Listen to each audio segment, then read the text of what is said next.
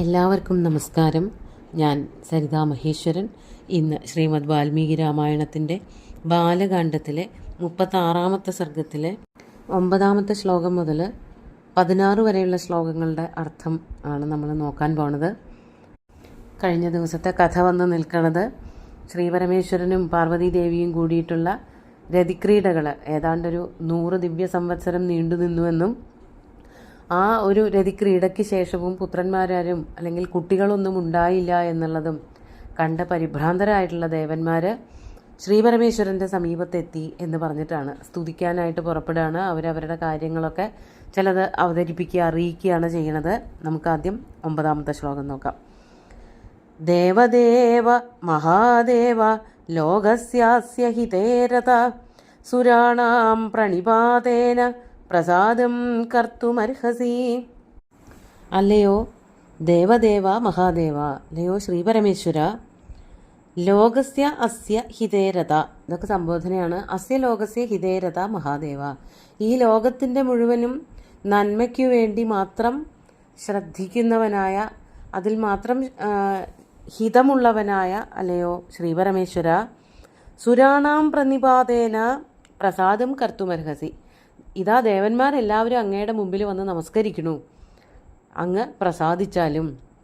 അതായത് അങ്ങയ്ക്കുണ്ടാകാൻ പോകുന്ന പുത്രന്മാരെ പറ്റിയിട്ട് അല്ലെങ്കിൽ പുത്രനെ പറ്റിയിട്ട് ഞങ്ങളുടെ മനസ്സിലൊക്കെ വളരെ വലിയ ആശങ്കകളുണ്ട്. അതാണ് പറയാൻ പോണത്. അതുകൊണ്ട് ലോകത്തിന് നന്മ വരണമെന്ന് ആഗ്രഹിക്കുന്ന അങ്ങ് ഞങ്ങൾ പറയുന്നതൊന്ന് ശ്രദ്ധിച്ചാലും.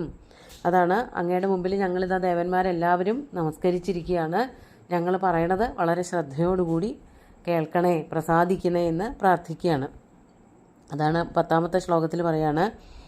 ന ലോകാധാരയിഷ്യന്തി തവ തേജസ്സുരോത്തമ ബ്രാഹ്മേണ തപസായുക്തോ ദേവ്യാ സഹ തപശ്ചര. ലോകഃ തവ തേജ ന ധാരയിഷ്യന്തി, അല്ലയോ സുരോത്തമ, ദേവന്മാർക്കും ദേവനായിട്ടുള്ള അല്ലയോ ശ്രീപരമേശ്വര, ലോകാഹ, ഈ ലോകങ്ങൾ, ഭൂമി ലോകങ്ങൾ ഒന്നും തന്നെ അങ്ങയുടെ തേജസ്സിനെ ധരിക്കുകയില്ല. അതായത് അങ്ങയ്ക്കുണ്ടാകുന്ന പുത്രനെ ധരിക്കാൻ ഭൂമിക്ക്, ഈ ലോകത്തിൽ ആർക്കും തന്നെ, ഈ ലോകത്തിന് തന്നെ അതിന് ശക്തിയില്ല.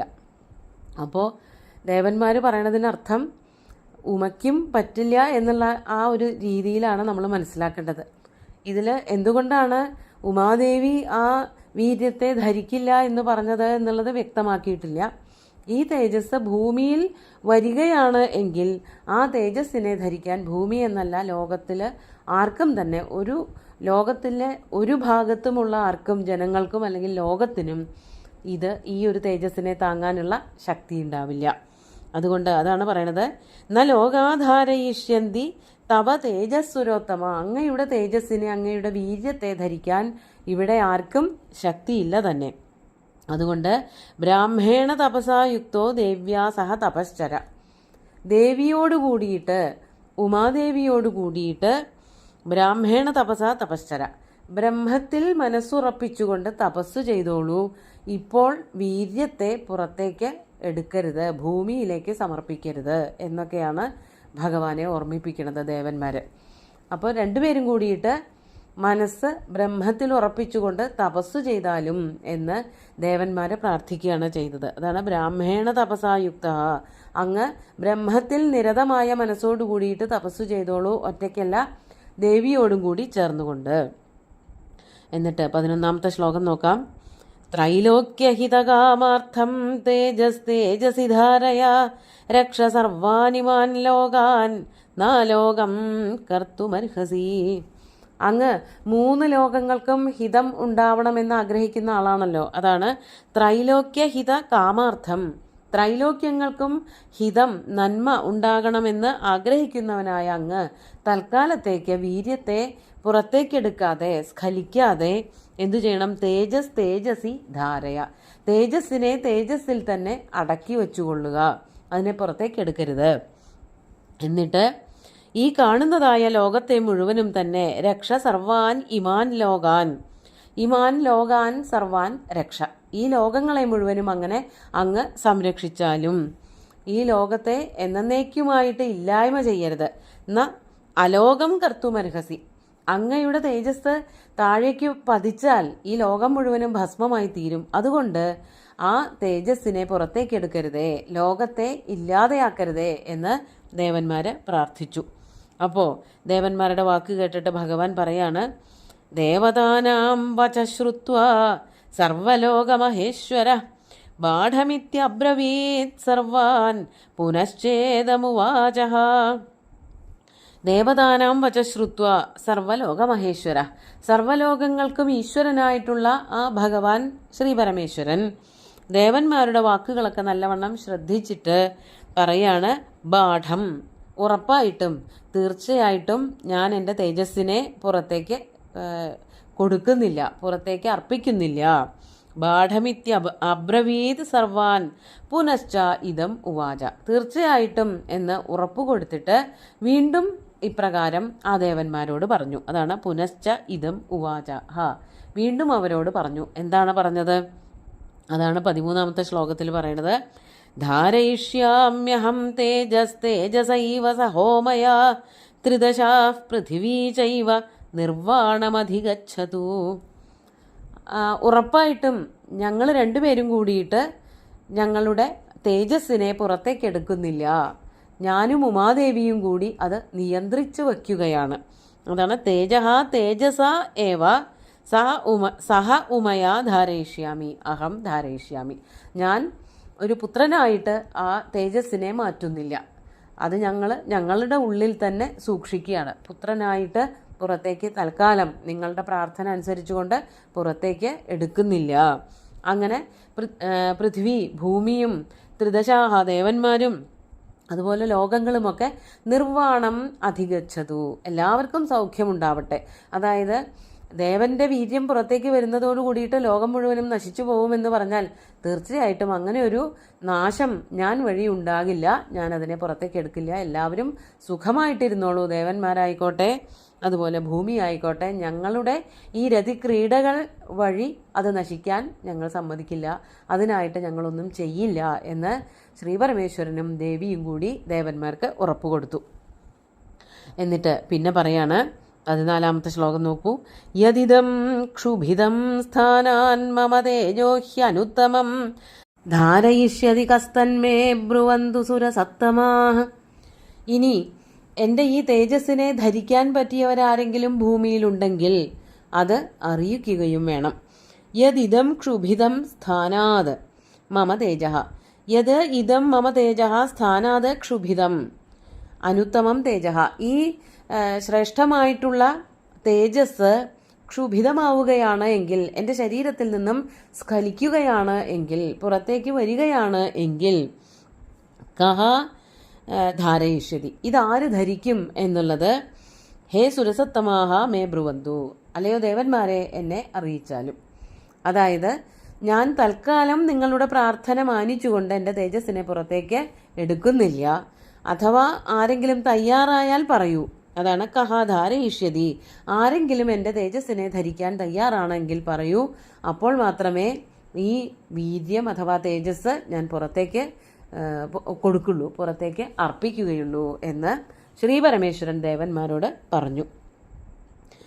ഏവമുക്താസ്തതോ ദേവാഃ പ്രത്യൂജർവൃഷഭധ്വജം യത്തേജക്ഷുഭിതം ഹ്യദ്യ തദ്ധരാധാരയിഷ്യതി. അടുത്ത ശ്ലോകം കൂടി നോക്കാം. ഏവമുക്തസുരപതി പ്രമുമോച മഹാബല തേജസാ പൃഥിവീയേന വ്യാപ്താ സഗിരികാനന.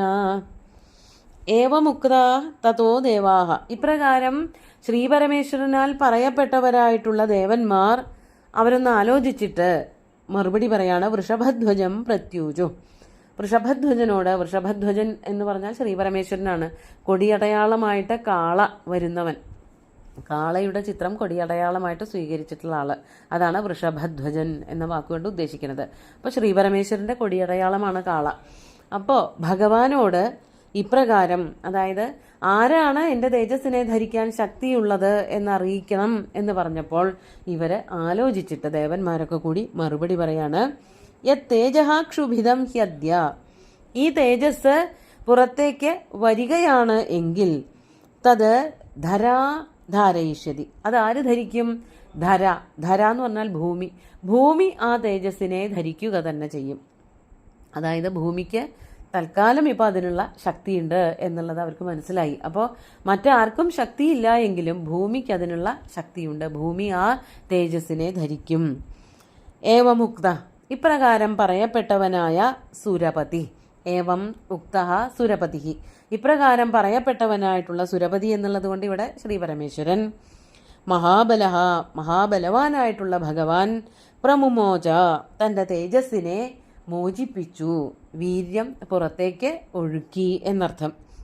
തേജസാ പൃഥിവീ യേന വ്യാപ്ത സഗിരികാനന, യേന തേജസ, യാതൊരു തേജസ്സോടു കൂടിയിട്ട് ആ തേജസ്സിനാൽ, സഗിരികാനന പൃഥിവി വ്യാപ്ത, ഈ കാടുകളും പുഴകളും പർവ്വതങ്ങളും ഒക്കെ അടങ്ങുന്നതായ ആ ഭൂമി മുഴുവനും ഈ തേജസ്സിനാൽ മൂടപ്പെട്ടു. ഈ തേജസ് വന്ന് ഭൂമിയെ മുഴുവനും പൊതിഞ്ഞു എന്നർത്ഥം.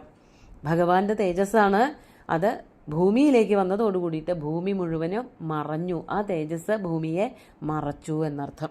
നമുക്ക് ഇന്നത്തെ ശ്ലോകങ്ങൾ ഒന്നുകൂടി ചൊല്ലി നോക്കാം. ദേവദേവ മഹാദേവ ലോകസ്യാസ്യ ഹിതേരത സുരാണാം പ്രണിപാതേന പ്രസാദം കർത്തുമർഹസി ന ലോകാധാരയിഷ്യന്തി തവ തേജസ്സുരോത്തമ ബ്രാഹ്മേണ തപസാ യുക്തോ ദേവ്യാ സഹ തപശ്ചര ത്രൈലോക്യഹിതകാമാർത്ഥം തേജസ്തേജസി ധാരയാ രക്ഷ സർവാനിമാൻ ലോകാൻ നാലോകം കർത്തുമർഹസി ദേവതാനാം വച ശ്രുത്വാ സർവലോകമഹേശ്വര ബാഢമിത്യബ്രവീത് സർവാൻ പുനശ്ചേദമുവാചഃ ധാരയിഷ്യാമ്യഹം തേജസ്തേജസൈവ സഹോമയാ ത്രിദശാഃ പൃഥിവീ ചൈവ നിർവാണമധിഗച്ഛതു യദിദം ക്ഷുഭിദം സ്ഥാനാൻ മമ തേജോ ഹ്യനുത്തമം ധാരയിഷ്യതി കസ്തന്മേ ബ്രുവന്തു സുരസത്തമാഃ ഏവമുക്താസ്തതോ ദേവാഃ പ്രത്യൂജർവൃഷഭധ്വജം യത്തേജക്ഷുഭിദം ഹ്യദ്യ തദ്ധരാ ധാരയിഷ്യതി ഏവമുക്തഃ സുരപതിഃ പ്രമുമോച മഹാബലഃ തേജസാ പൃഥിവീയേന വ്യാപ്താ സഗിരികാനന. ഇനി ആ തേജസ്സിനെ പറ്റി ബാക്കി വിഷയങ്ങൾ, ബാക്കി കാര്യങ്ങൾ അടുത്ത ശ്ലോകങ്ങളിൽ കാണാം. സുന്ദരമായിട്ടുള്ള ശ്ലോകങ്ങൾ ഭഗവാൻ ശ്രീരാമചന്ദ്രൻ്റെ കാൽക്കൽ അർപ്പിച്ചുകൊണ്ട് ഗുരുവായൂരപ്പനെ സാഷ്ടാംഗം നമസ്കരിച്ചുകൊണ്ട് എല്ലാവർക്കും ശുഭദിനം നേർന്നു നിർത്തട്ടെ. നന്ദി.